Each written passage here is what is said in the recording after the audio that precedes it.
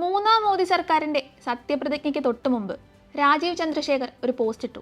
18 വർഷം നീണ്ട പൊതുപ്രവർത്തനം ഞാൻ അവസാനിപ്പിക്കുന്നു. നിമിഷങ്ങൾക്കകം പോസ്റ്റ് പിൻവലിക്കുകയും ചെയ്തു. മന്ത്രിസഭയിൽ ഇടം കിട്ടാതെ പോയതിലുള്ള നിരാശയായിരുന്നുവോ ആ പോസ്റ്റിന് പിന്നിലെന്ന് അറിയില്ല. പക്ഷേ അത് പിൻവലിക്കാനുള്ള തീരുമാനം ഇന്ന് അദ്ദേഹത്തെ കേരള സംസ്ഥാന BJP അധ്യക്ഷ സ്ഥാനത്തേക്ക് നിയമിക്കുന്നതിൽ നിർണായകമായെന്ന് വ്യക്തം. MT രമേശ്, ശോഭാ സുരേന്ദ്രൻ, V മുരളീധരൻ സാധ്യതാ പട്ടികയിലെ എല്ലാവരെയും പിന്തള്ളിയാണ് രാജീവ് ചന്ദ്രശേഖറിന് നറുക്കുവീണത്. ഇനി കേരള BJPയുടെ ഔദ്യോഗിക മുഖം രാജീവ് ചന്ദ്രശേഖർ. പാർലമെന്ററി രംഗത്ത് നിന്ന് സംഘടനാ രംഗത്തേക്കുള്ള ചുവടുമാറ്റത്തിൽ രാജീവിനെ കാത്തിരിക്കുന്ന വെല്ലുവിളികൾ എന്തൊക്കെയാവും? അതിനു മുമ്പ് രാജീവ് രാഷ്ട്രീയത്തിലേക്ക് വരുന്നതിന്റെ പശ്ചാത്തലം മനസ്സിലാക്കാം. 1964 മെയ് 31 വ്യോമസേനാ ഉദ്യോഗസ്ഥൻ MK ചന്ദ്രശേഖറിന്റെയും വല്ലി ചന്ദ്രശേഖറിന്റെയും മകനായി അഹമ്മദാബാദിലായിരുന്നു ജനനം.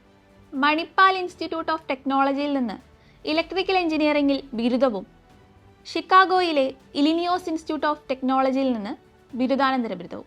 1988 മുതൽ 1991 വരെ ഇന്ത്യയിൽ ജോലി ചെയ്ത ശേഷമാണ് ഇന്ത്യയിലേക്ക് തിരിച്ചു വരുന്നത്.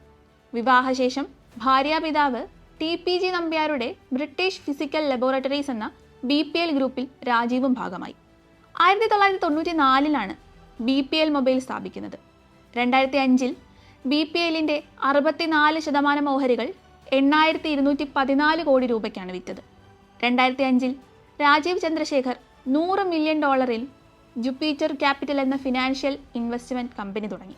ഇപ്പോൾ അത് $800 മില്യൺ വിപണി മൂല്യമുള്ള കമ്പനി. 2006 BJPയിൽ ചേർന്നു. ആ വർഷം തന്നെ കർണാടകയിൽ നിന്ന് BJP സ്വതന്ത്രനായി രാജ്യസഭാംഗം. 2006 മുതൽ 2018 വരെയുള്ള കാലയളവിൽ തുടർച്ചയായി 2 തവണ കർണാടകയിൽ നിന്നുള്ള MP. 2021 രണ്ടാം നരേന്ദ്രമോദി മന്ത്രിസഭയിൽ ഇലക്ട്രോണിക്സ് ആൻഡ് IT സഹമന്ത്രി. തിരുവനന്തപുരത്തിനൊരു കേന്ദ്രമന്ത്രി എന്ന പ്രഖ്യാപനവുമായിരുന്നു 2024 രാജീവ് ചന്ദ്രശേഖറിനെ BJP തിരുവനന്തപുരത്ത് മത്സരിപ്പിക്കുന്നത്. ശശി തരൂരിനോട് പരാജയപ്പെട്ടെങ്കിലും കനത്ത പോരാട്ടം തന്നെ രാജീവ് കാഴ്ചവെച്ചു.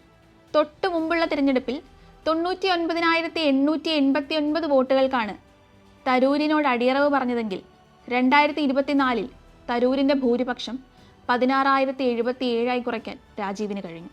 കേരളത്തിലെ ഗ്രൂപ്പ് യുദ്ധങ്ങൾക്ക് വിരാമമിടണമെന്ന ലക്ഷ്യത്തോടെ തീർത്തും വ്യത്യസ്തനായൊരു നേതാവിനെ തേടിയപ്പോൾ ദേശീയ നേതൃത്വത്തിന് രാജീവ് അല്ലാതെ മറ്റൊരാളില്ല എന്നായി. കൃഷ്ണദാസ് പക്ഷമെന്നും V മുരളീധരൻ പക്ഷമെന്നും രണ്ടായി നിന്ന പാർട്ടിയിൽ രാജീവിൻ്റെ വരവോടെ ഗ്രൂപ്പ് സമവാക്യങ്ങൾ പൊളിക്കാനാകുമെന്ന നിഗമനത്തിലാണ് ദേശീയ നേതൃത്വം.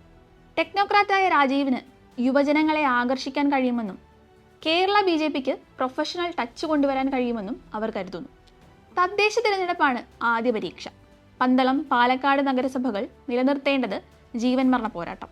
തിരുവനന്തപുരം കോർപ്പറേഷനും തൃശ്ശൂരും പിടിക്കുക എന്നതാവും രാജീവിൻ്റെ അടുത്ത ലക്ഷ്യം. 2026 നിയമസഭാ തിരഞ്ഞെടുപ്പിൽ നേമത്ത് നിന്ന് രാജീവ് മത്സരിക്കാനുള്ള സാധ്യതയും മുന്നോട്ട് വെക്കുന്നു. വെല്ലുവിളികൾ ഏറെയാണ്. പുലികളും കടുവകളും നിറഞ്ഞ കേരള BJPയെ ഉള്ളം കൈയിൽ ഒതുക്കാനാകുമോ എന്ന് കാലം തെളിയിക്കണം. ഇതിനേക്കാളുപരി തിരഞ്ഞെടുപ്പ് വിജയങ്ങൾ ലക്ഷ്യമാക്കി എന്തൊക്കെയായിരിക്കും രാജീവിൻ്റെ കയ്യിലുള്ളതെന്നാവും ദേശീയ നേതൃത്വം കാത്തിരിക്കുക.